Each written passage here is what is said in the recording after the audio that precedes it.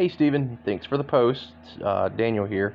I thought you had a great post, a thought-provoking post, and especially you said you were um, still working things out as far as a cessationist, continuationist.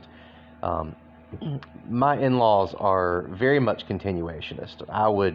Um, I would say you're probably where I am. I consider myself a practical cessationist, in the sense that practically I just don't see in the world around us. I don't see God working in what we normally would call supernatural ways. I believe everything. If you look at my other post, everything God does is supernatural. We have these categories that I think that are probably not realistic. I'm definitely influenced by John Frame in that regard.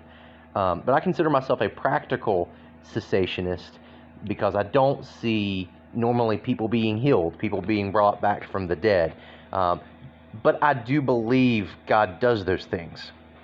But I don't believe that is the way He normally works.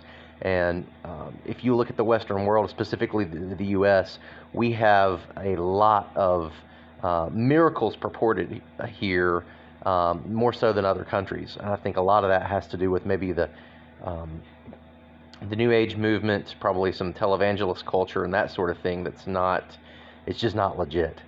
Um, so that's why I consider myself a practical cessationist, but I certainly leave room for the Lord working in that way. I do have a couple of questions for you. I'm looking at my notes here. Um, you say, at one point, you say the lack of empirical evidence flows consistently with the concept of total depravity.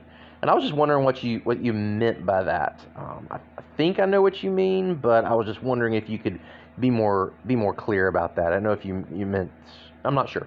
If you could just clarify that, I'll be very curious. And the second question I have for you is, how would you attempt a theodicy when the objection is the credibility of witnesses?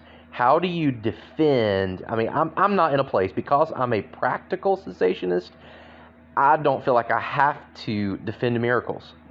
God, works in the way He wants to, and if He wants to work by healing someone through their immune system, I don't feel like that I have to defend that. But if you're defending maybe the inspiration of Scripture from a transmission standpoint, if you're defending God proper in a theodicy, how would you defend that to someone when, like Hume, their objection is that people are just not reliable?